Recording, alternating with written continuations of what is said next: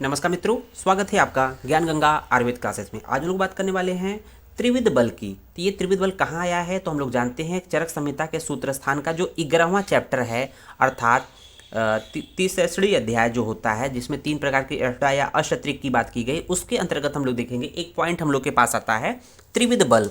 अगर देखा जाए सिलेबस में तो ये 6 नंबर पे आता है, 6वें नंबर पे अगर हम लोग सिलेबस में देखेंगे तो यह बात त्रिविध बल के रूप में आता है। तो क्या है त्रिविध बल, इसका क्या लाभ है, इसके बारे में बात करेंगे। त्रिविध बल हम लोग बात करते हैं कि 3 प्रकार के बल, त्रिविध बल का मतलब 3 प्रकार के बल होते हैं। तो इसमें देखेंगे सहज, पहला है सहज, दूसरा है कालज, सहज बल, कालज बल और युक्तिकृत बल,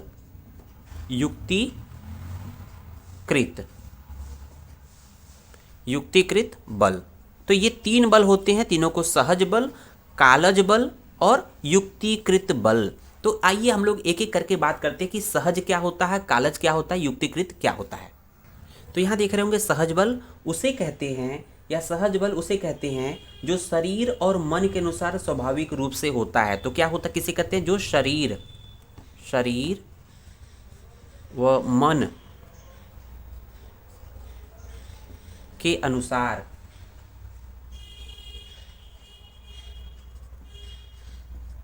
स्वाभाविक रूप से होता है, स्वाभाविक रूप से होता है।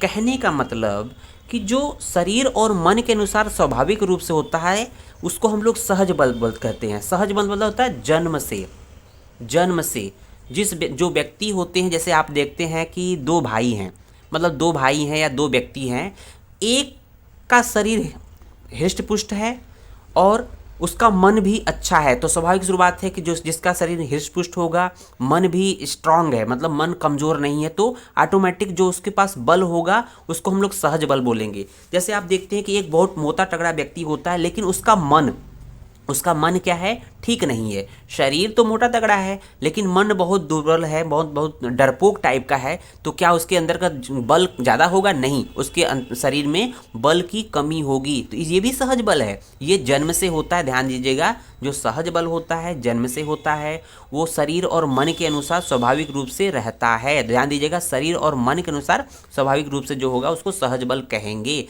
आप देखते होंगे कोई दुबला पतला व्यक्ति होता है लेकिन मार झगड़े में तुरंत कूद जाएगा, क्योंकि उसका मन बहुत स्ट्रांग है। पहले थप्पड़ वही मारता है, जो पहले थप्पड़ मारता है वही जीतता है, ये नियम है। तो वो उसका जो सहज बल है बहुत स्ट्रांग है। शरीर भले ही दुबला पतला है लेकिन उसका मन स्ट्रांग है, होने की वजह से सहज बल जो मतलब जन्मकृत बल होता है वो स्ट्रांग है, तेज है। तो ये मतलब समझ में आएगा सहज बल।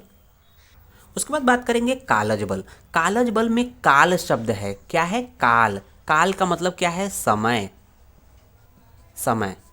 तो यहाँ पर 2 पॉइंट के आधार पर यहाँ पर बल होता है। देखेंगे ऋतुओं के अनुसार, एक तो ऋतुओं के अनुसार, मतलब अलग अलग एक ही व्यक्ति का जो बल होता है अलग अलग ऋतुओं में अलग अलग होता है। और एक होता है अवस्था के अनुसार। अवस्था, एक ही व्यक्ति की अपने बाल्यावस्था में अलग बल होगा, युवावस्था में अलग बल होगा, वृद्धावस्था में अलग बल होगा। तो ऋतुओं के अनुसार की बात करें तो 6 ऋतुएं होती हैं। तो हम इसमें देखेंगे शिशिर है, बसंत ग्रीष्म, शिशिर है, बसंत है, ग्रीष्म है, वर्षा है, शरद है, शिशिर, हेमंत।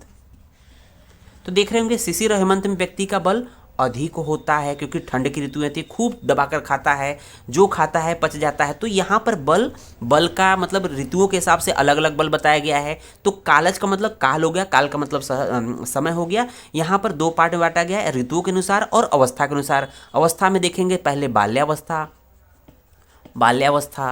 तो बाल्यावस्था में कुछ अलग बल होगा। वही व्यक्ति जब युवावस्था में जाएगा, युवावस्था, तो उसमें अपार बल की प्राप्ति होती है। युवावस्था जो है कहीं ना कहीं पित्त की प्रधानता होती है, तो कहीं ना कहीं बहुत ज़्यादा बल होता है। और वृद्धावस्था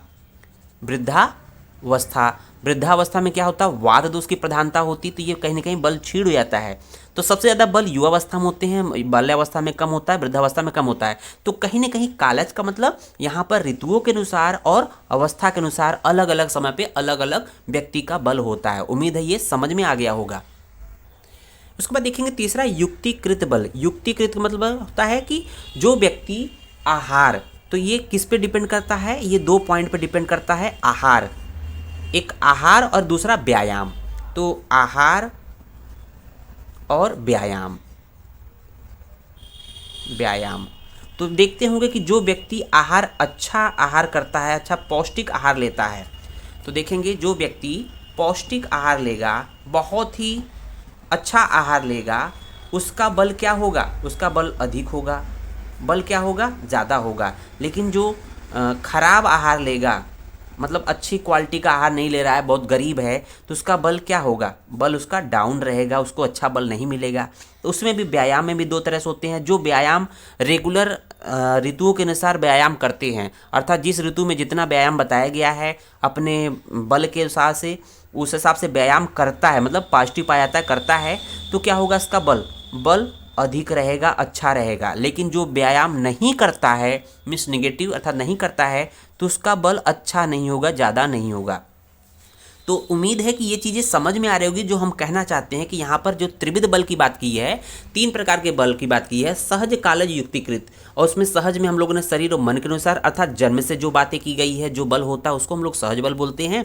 कालज बल वो होता है जो काल अर्थात समय के अनुरूप होता है। यहाँ पर उसको 2 भाग में बांट देते हैं, ऋतुओं के अनुसार और अवस्था के अनुसार। ऋतुओं के अनुसार देखते हैं कि अलग अलग ऋतु में एक ही व्यक्ति का अलग अलग बल होता है। आप देखते हो गर्मी की ऋतु में हम थोड़े से भी काम करने के बाद जल्दी थक जाते हैं, तो कहीं ना कहीं अलग अलग ऋतुओं में एक ही व्यक्ति का अलग अलग बल होता है। अवस्था के अनुसार भी अलग अलग बल होता है कि बाल्यावस्था में थोड़ा कम बल होता है, युवा अवस्था जो कि सबसे ज़्यादा बलवान अवस्था होती है, और वृद्धावस्था भी कम अवस्था की बल की अवस्था होती है।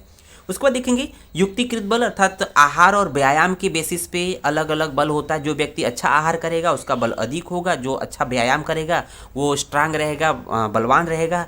जो खराब व्यवहार आहार करेगा, भोजन लेगा या व्यायाम नहीं करेगा, उसका बल दुर्बल व्यक्ति माना जाएगा। तो उम्मीद है ये वीडियो और लेक्चर समझ में आया होगा। वीडियो को लाइक, शेयर एंड चैनल को सब्सक्राइब करें अगर आप चैनल पे नए हैं। जय हिंद, जय भारत, जय आयुर्वेद।